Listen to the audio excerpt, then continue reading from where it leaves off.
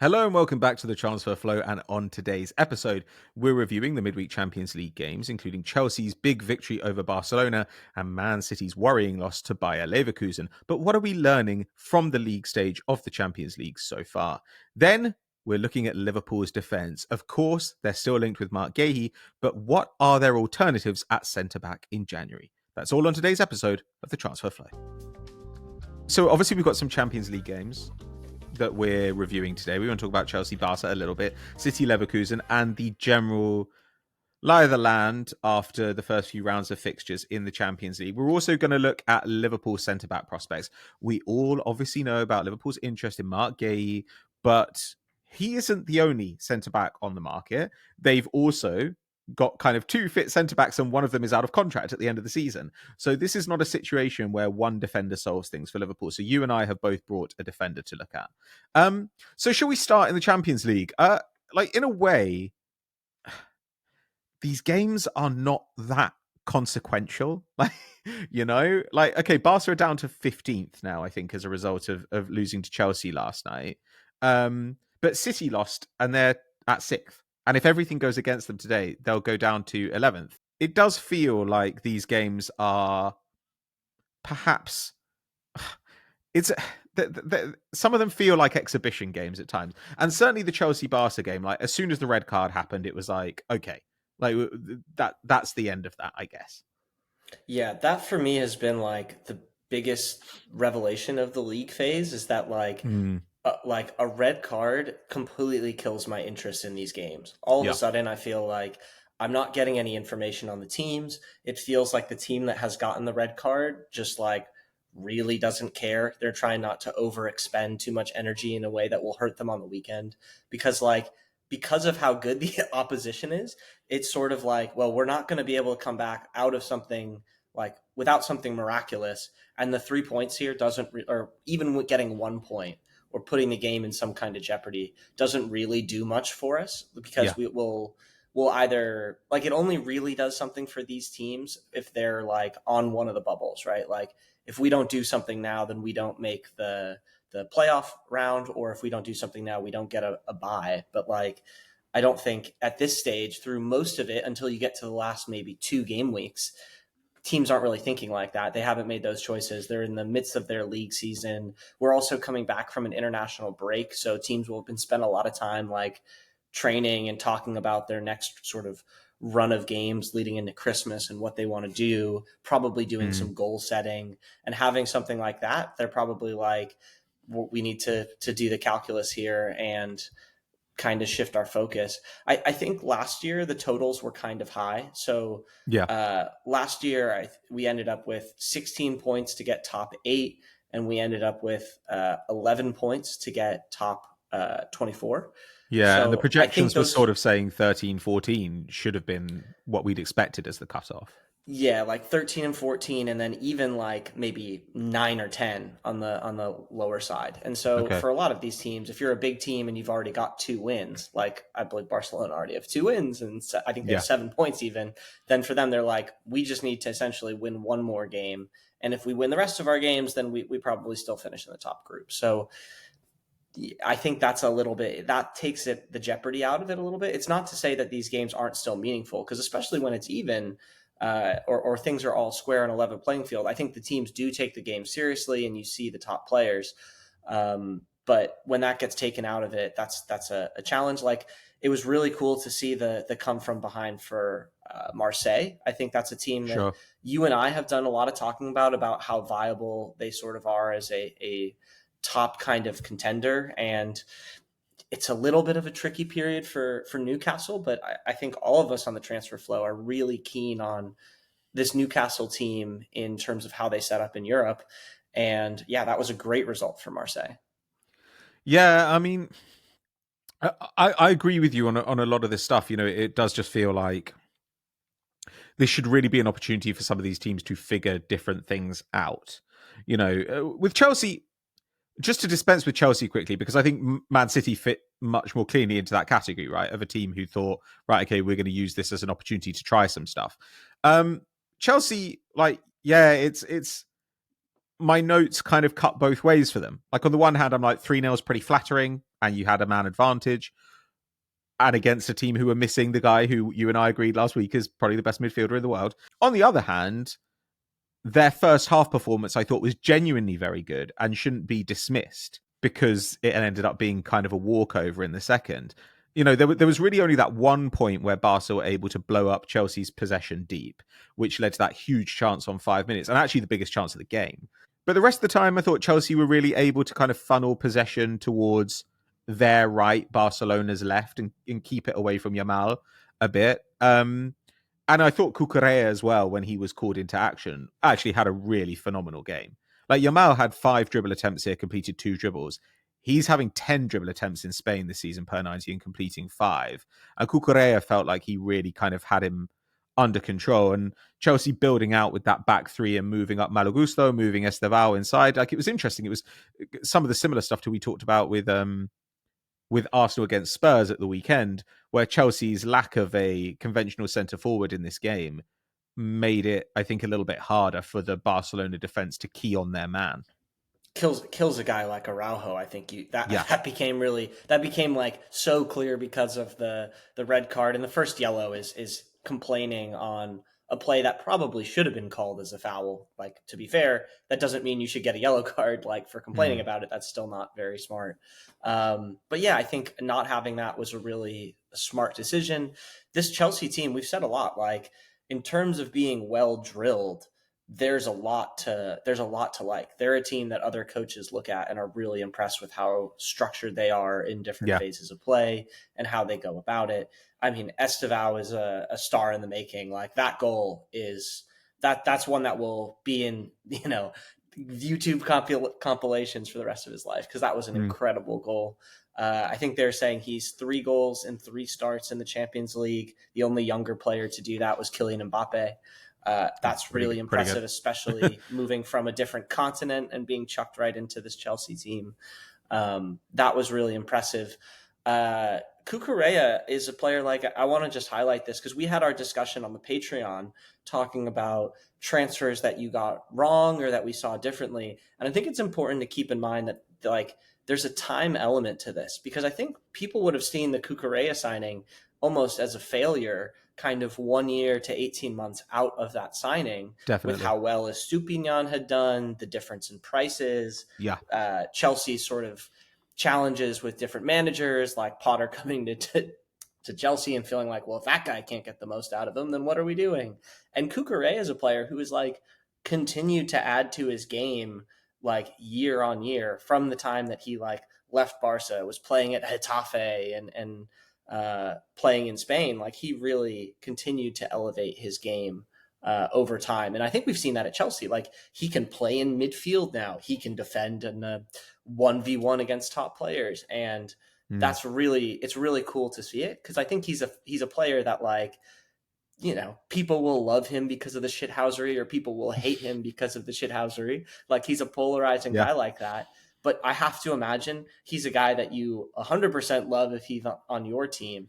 And I think any fan should be able to see him and be like, yes, that guy has worked pretty hard at his game to get better than just a, like, energy pressing kamikaze down the left side, which is, like, I think to some extent what people's impression of him was. And he is really, like, he's changed people's impression, but I think it's not just by he had something in his bag that he couldn't show. I think it's that he has, like, gotten better at a lot of aspects of the game, and he's a really intelligent player. I agree. I mean, he was super influential in and out of possession in this game. Like, he won a couple of tackles up in the final third. He was also only on the ball less than Caicedo. Like, loads of ball recoveries, loads of progressive passing. Again, look, it is against 10 men, but, like, he's up against one of the toughest one-on-one propositions in world football. And I wouldn't be surprised, it did feel like a game. Like, watching it, I thought this is a game where Cucurella feels like he said to Maresca, he's like, I know this guy from the national team. Like, let me try and defend him. And I thought he was really, really outstanding. The City Leverkusen one is an interesting one. Like, this, obviously Neil wrote his piece on Manchester City last week, talking about the historic level of reliance on Erling Haaland that we're seeing from Manchester City. In this game, they didn't start him. They also didn't start Doku or Cherki. It was a front line of Savinho, Marmoush, and Oscar Bob. If you look at the expected goals, then I think 1.8 to 0.5 looks fine. Or it looks unlucky even. But in about 60 minutes without Haaland on the pitch, they created 0.9 expected goals. And then in the 25 minutes they had him and Doku and Cherki, they matched that. Haaland ended up leading the team with 4 shots. Marmoush had 0 shots in an hour. This is the kind of stuff where I was like, man, sometimes when you're analyzing a game, the stat line does make things kind of easy, right? Yeah. It was challenges early, and when the game state and the substitutions allowed City to sort of flatter themselves a little bit in the numbers afterwards. It's a recovery one. The 2 losses in a row are going to be the thing that people talk about as City go into their next sort of run of fixtures. I think they a little bit threw this one away in terms of they were resting and rotating the team, and Leverkusen are a good team. I mean, this is a team that we talked about as having a tricky start to the season, but they've remedied things and look like a team that deserves to be in the top sort of 3 teams in the Bundesliga. So, again, a little bit of a tricky one there. I essentially put this in the category of I'm not really taking too much from this. Sure. I would say it's confirmation bias, and coming off the back of all the, I love this phrase in the community, and shout out to, I don't know if he was the one that started this, but he did a lot of posting on it. John Mueller is a writer that I'm a big fan of. I know Kim will push his stuff occasionally on the Friday newsletter on the What We're Reading section. The heliocentrism, I love that. I think it describes exactly like it. Haaland is the center of the City universe right now, and the challenge is figuring out more ways for them to be dynamic and explosive as the game changes up top. In terms of the rest of the fixtures and things, I was sadly a very sad Ajax fan on the early fixture against Jose Mourinho's Benfica. There was shades of PTSD from the 2017 Europa League final, where it was Mourinho's team got the goals they needed and then just really kept Ajax at a pretty safe distance for the majority of the game. Ajax really weren't able to make too much meaningful action. They had a few chances, but it really felt like Benfica was in control for most of the game. It's a poor Ajax team that are in transition. The one sort of bright spot was youngster Rayane Bounida coming into the team. He's a player that people will I think be keeping an eye on. He still needs a bit of kind of sport science and physicality in him. He's a skinny frame, but he's a good dribbler. He's a player who I've watched in highlights for the second team for kind of 2 years now. And he's someone that he's one of the guys that I've been excited to see. And it was great to see him make his Champions League start here, even though this is a poor Ajax team. Union Saint-Gilloise, in terms, again, of players to watch, of teams to watch, Promise David continues to be a person that teams need to seriously keep an eye on. So there's still stuff going on in these games. Bodo and Glint playing in the snow. I was joking with Kim that the Packers and Bodo and Glint should do some sort of collaboration or fan exchange or something. Would be amazing. It's a funky part of the league phase. But there's more good games. The Champions League is really excellent. But I guess my one sort of thing that I didn't expect is these big matchups I think teams take them seriously. Because there is reputation and there is stuff on the line, but then as soon the red card just completely takes me out of it in a funny way. So that's a little bit my takeaway from the stage. I agree. I think, but like you say, or the implication of what you're saying is there's what we lose in stakes, we do at least gain in showcase opportunities for these youngsters. Because even in the City game, you had Ibrahim Maza, 20-year-old midfielder. Really, really impressive game for him. A bunch of progressive carries into the penalty area, bunch of defensive actions, got an assist in the game. It was interesting to see Malik Tillman as well, who I think has really... Obviously, we haven't seen his passing numbers pop in Germany to the same extent that they did in the Netherlands, and I probably wouldn't expect them to hit that level. His final third, output 2, has kind of halved, but having him in this, like doing demolition work basically in this team is so useful. Like his work rate, his size, like those things are incredibly helpful to them in this game. And it's and I've been really impressed with that. And it was also good to just see. I mean, well, not good to see, but they played out of the City press really well, such as the City press was. And again, I think we've been saying this a lot recently, but I'm kind of saving up a bank of questions now that I'm thinking about as the season goes on. So, like, can City press with this lineup? Not really. Like the one opportunity they got off a high turnover was from a Leverkusen slip. That's interesting to see. I kind of thought, okay, well, this will be the pressing lineup, but we didn't really see that. Similarly, we've seen big drop-offs in City's possession, in their passes into the penalty area this season. Are those going to now start to improve with Cherki back fit, or even if we see Haaland playing with Marmoush, are we going to start seeing a little bit more of that? I don't know.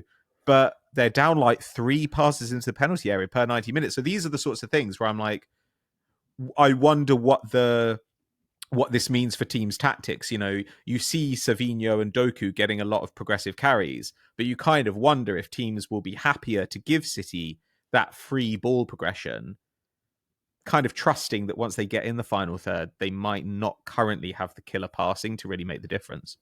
Yeah, you're edging really dangerously close to like I've realized very recently that I have some pretty strong like World Cup opinions or World Cup adjacent opinions, and the Malik Tillman and Phil Foden ones in terms of what they're doing as attacking midfielders are like that's like the hottest thing kind of in some of my conversations with friends or people. Like right now in the US, the World Cup tickets and stuff are in like pre-sale, and people are starting to figure out what they're doing about that. I'm planning a trip to go and watch with my brother, which is this like amazing sort of childhood dream. I'm really excited about it. Yeah. But because of that, I've been speaking with him and with some of maybe my friends from university who are maybe more casual football fans, but they're like getting excited for the World Cup. They're asking about the US team. And Malik Tillman is like a really exciting guy to be for Leverkusen to bring in, and he's going to be a really important player for the US, like really, really important. And the US are going to be playing this like 3-4-2-1 shape where it's him and Pulisic as these sort of tens.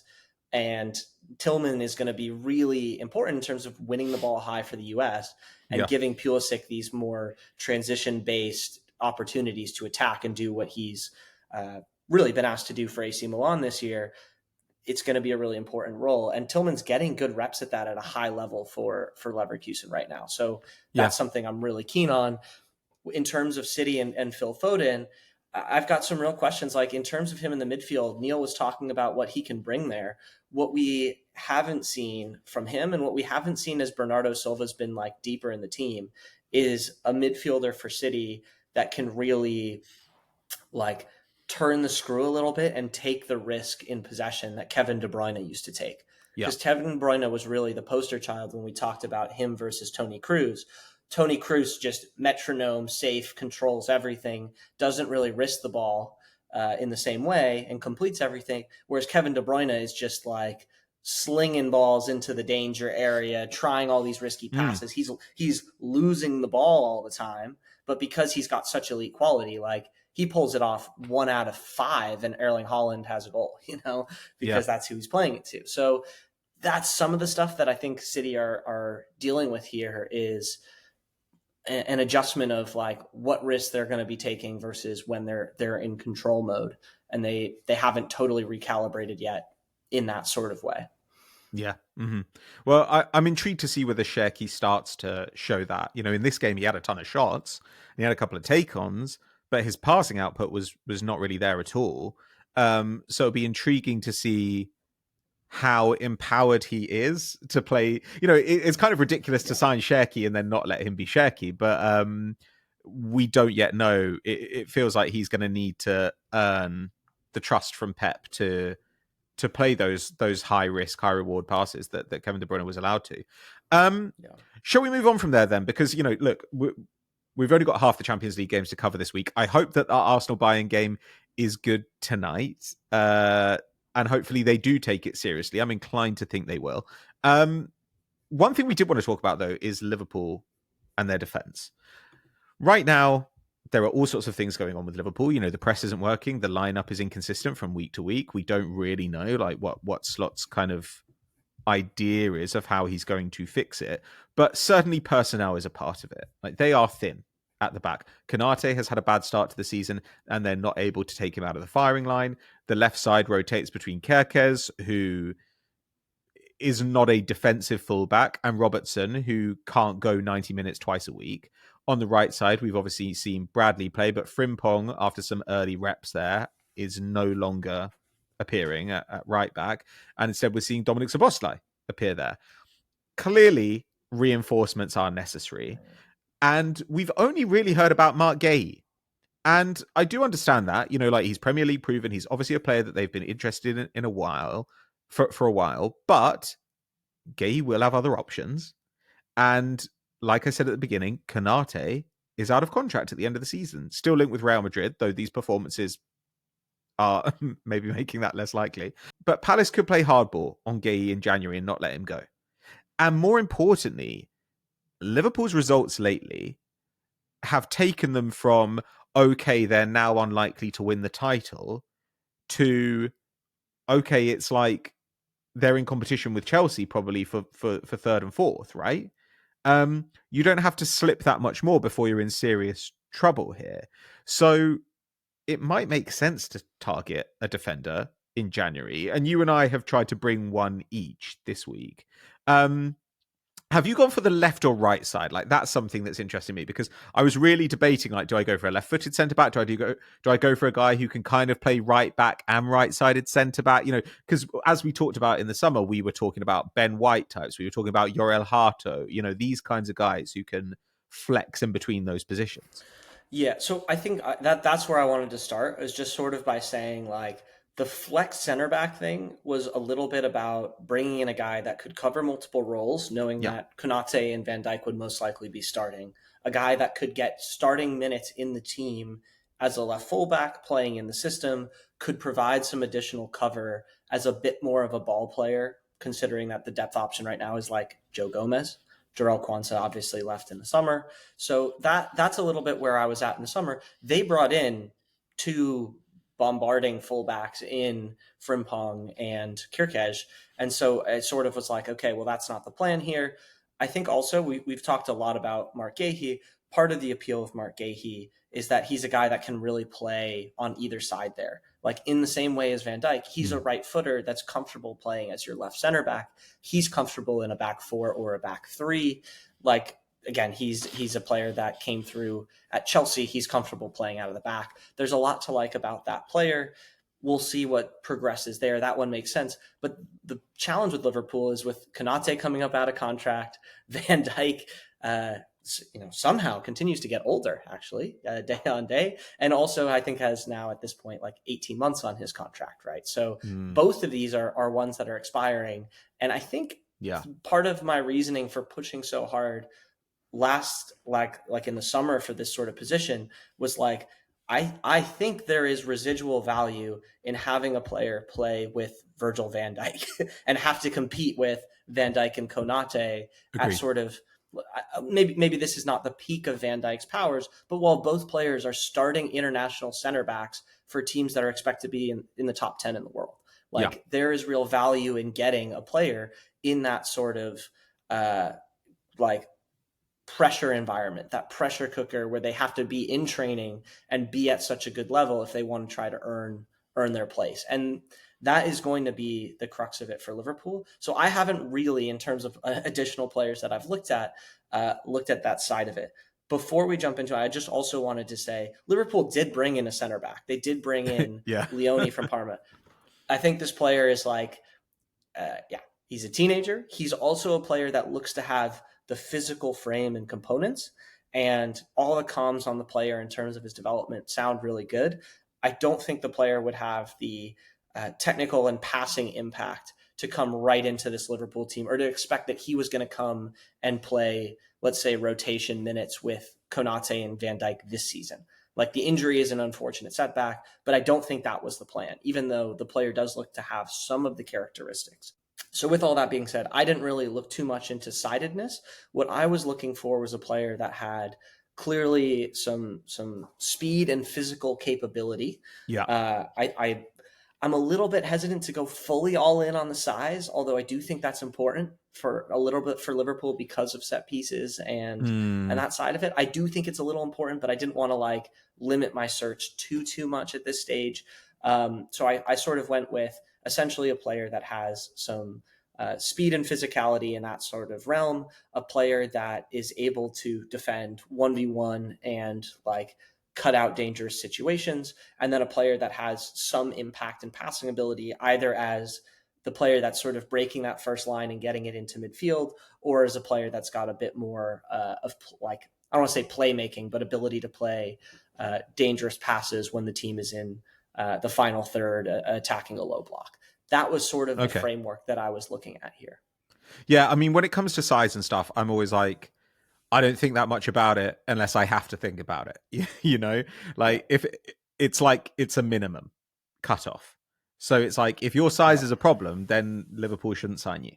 Otherwise, it's like, are you big enough? Are you fast enough? Okay, then we'll be fine. I've kind of gone for a guy who is fairly flexible. You know, I would have liked to have got somebody who could be great at right back and great at centre back, but those guys aren't that common. And so I've gone for somebody instead who's played a lot in a back three and can play across it, which I think is quite useful. But I agree with you. Like, I want people coming in who are going to play a bit with the existing defenders so that Liverpool can kind of like ship of Theseus this thing, you know, just like slowly turn it over, because otherwise if you turn over everything at once, then you run the risk of not looking like Liverpool, which has happened in certain parts of their team this season. Who have you gone for then? So I was looking at a couple of different players at first. Like I was thinking a little bit, and I'll just want to talk through my thinking. I'm pulling up our message right now. Like my thinking was Liverpool could have pushed maybe a bit more last year, and some of those flex ones, guys like Jarell Hato, we talked a lot about. Nkapie, who has gone to Arsenal. These are players that would have been a really great mix. Other center backs that were also available and moved last summer: Renato Vega at Chelsea, and Dean Howson, who was at Bournemouth and now has gone to Real Madrid. And so these were some of the options last year. So some of the Premier League options that I was sort of thinking about is like, I don't totally know what the status is with Levi Colwill. It feels like the Chelsea center back stuff is sometimes it feels a little Spinal Tap drummery. Like there's different guys playing there. If you look in a month, it'll be two different guys, and they're all largely like doing pretty well, but not like shutting the other ones out of the team. Yeah, they're all like fine. Except for maybe Chalobah, who also has his own flaws, maybe in terms of some of the defending and physicality, but like is a pretty steady operator. So Colwell is one. Murillo is a player that like I think would come with a massive price tag. Like he might arguably be Nottingham Forest's like most important player. Like he's had such a big impact these last couple of seasons that might be too expensive, or again, a player that plays in a really radically different setup than what he would be asked to do here. So I was looking a little bit about Castello Luqueba, who is at Leipzig, thinking like maybe there's the right physical profile, but not totally. Like I think I'm just not like totally sold there in terms of like like that Leipzig season last year with the Champions League. I think really scared me a bit in terms of like how that team could defend. And I'm like, right now I'm looking at a player that needs to have a bit more of a sure thing. So the player that I've gone for is Mario Gila at Lazio. So he's an ex-Real Madrid academy guy, again, playing in a top league that faces different physical, like stylistic profiles. And like in terms of the player himself and in terms of like what I would expect him to bring, like he's a player that has the peak speed. He has some of the quickness. He's not the largest center back. Like he's kind of just over 6 foot. But he's got a really big volume as being like the main guy in possession, a guy that gets on the ball a lot. And he has a lot of this breaking up play, like stopping dangerous situations, going in and engaging the play and breaking it up. Maybe the big weakness or the thing I'd be most concerned about is some of his like 1v1 defending and dealing with like dangerous plays in open space. That's like a little bit the thing I'm worried about. I haven't watched a ton of Lazio this past year to sort of know like how much of that is him and how much of that is system. That's sort of the one area I'm nervous about. But from a physical profile and from a passing profile, I sort of see this as like a viable option, a player that is not like outside of Liverpool's price range here, is Sure. not like too old that they're like wouldn't consider it. Because like Liverpool's options to go really young because they have Leone, I think they'll go with a player that's older than Leone. That's not a hot take, but they have a little bit of flexibility to go with a player that's maybe more 24 to 26 as opposed to just going with a 21 or 22 year old and bleeding that player in a little bit like we talked about maybe them doing with Hato. So Mauro Gila from Lazio is the player that I've wanted to bring to the table today. I completely agree with you on the age profile. I think that if this team were crushing it, if like Frimpong and Kerkers had come into the fullback zones and everything looked great, then maybe they'd be willing to take a bit more of a risk on the age. But as it is right now, I think like somebody stable, the age profile for the team generally is extremely good. So the guy I've gone for is also 25. He'll be 26 in February. He's called Oumar Soleil. So Ted actually covered him. If people here have been subscribing since the beginning, Ted covered this guy in a newsletter back in June 2024 when he was at RB Salzburg, and he was linked to Man United very loosely. And then like a kind of weird thing happened, which is he and Salzburg by mutual consent terminated his contract in September. And then he sat out the rest of the year and went to Udinese on a free in the January transfer window. So there is a little bit of an orange flag there. You're like, there is a chance he's a dickhead. Like, that's possible. But everything else about this guy, I think, is really exciting. I mean, firstly, just the fact that he's been at Salzburg and now he's at an Italian team that has 47% possession. I'm like, okay, this is a guy who's experienced different styles, came through Lyon as well, spent time in the Lyon Academy. He is a right footer who mostly plays on the left, like Marc Guehi. So he's played on the left of a back three. He's played as the left centre back in a 4-4-2. He has also played on the right. He's also played in the middle. So I think this is a guy who can come in and you can do a back three if you want, which we've talked about. Or he can just get minutes on either side of the defence. That is so valuable to me. What he isn't is like an incredible passer. Like, I think he's a pretty good passer. But, he's just solid, like 4 or 5 passes into the final third per 90. But he can play switches. He's actually tasked to play quite a lot of long balls. And he goes 8 for 11 on long ball attempts. So it's like, it's not like he can't do anything.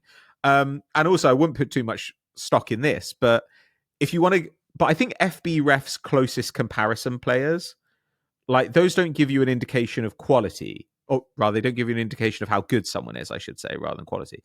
But I think they do give you an indication of style. And his comparisons there are like Guehi, Bastoni, Incapie, Schlotterbeck. And I think, yeah, okay, you kind of know what this guy is. He's pretty defensively solid, aerially okay, but it's the carrying. The carrying is what's exciting. And I think that's always the thing, right? If you're going to be an outside centre-back in a back three, I want to know that you can carry the ball forward. And he's really driving forward for Udinese a ton. He's in the top 4% of centre-backs for carries upfield and carries into the final third. Last season as well, they actually had him dribbling a ton out of defence.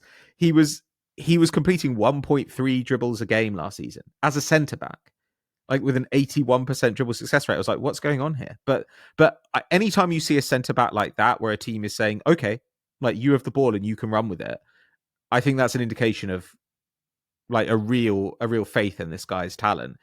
Generally speaking, I think he's a good all-rounder. He's a good defender. He's a decent age. And his contract at Udinese, because of the circumstances of it only runs until 2027.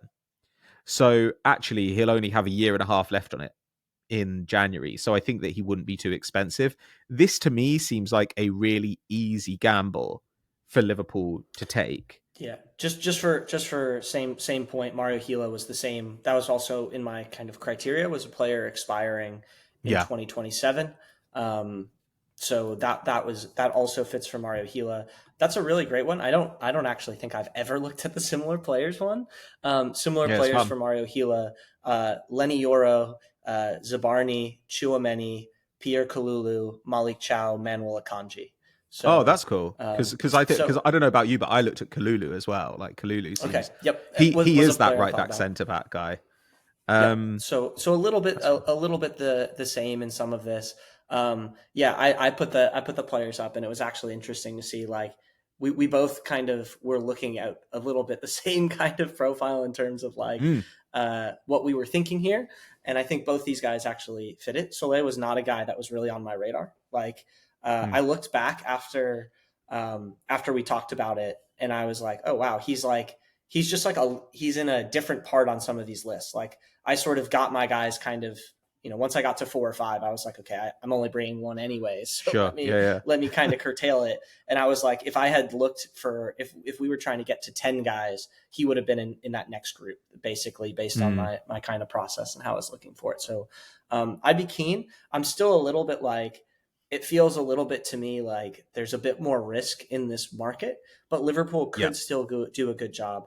The challenge for Liverpool is, like, had they brought in a guy now, there's a bit more flexibility to get this guy in, where they're looking for a center back one at a time. Whereas now, like, they're going to be bringing in center backs a little bit on top of each other, and there's a lot Yeah. more Mm, influx in the roster. And that's the challenge right now in Liverpool, is, like, they are really in this period where they're trying to figure out how this roster is all going to fit together, because it's going to be really different for a right center back if that player is playing with Connor Bradley, Frimpong, or Szoboszlai. Those are yeah. completely different players on a right back side. If we're thinking that that's where that player would play initially, this center back to replace Konaté, right? Yeah. That's really different, and that, like, has a big impact. So yeah, but I think along the lines of it, both these players are players that I'm, like, really curious now, and I think yeah, we'll be keeping an eye on where these guys kind of progress in the next sort of 18 months. I think it's a really interesting one to look at. I love it when big teams are having a bad time, because it does make the January window so much more interesting. And then some of that money rolls down, and then you can see what the smart teams, the smart teams with a little bit less cash, what they end up doing. That's always intriguing as well. I think we're going to wrap there. It's a little bit of a truncated episode this week, because, as eagle-eyed viewers will be able to tell, I am not 100%. I've broken my hand. We will see a bunch of you over on Patreon. If you haven't subscribed to Patreon, head over there, patreon.com/thetransferflow. You can ask us questions. You get access to the B-roll each week. You get access to a full-length podcast episode every single week, even this week, when I'm running off to the hospital this afternoon, Hayden. Thank you very much for being here. Thank you for sending us in your questions, those of you who have, and we will catch you next time. Bye-bye.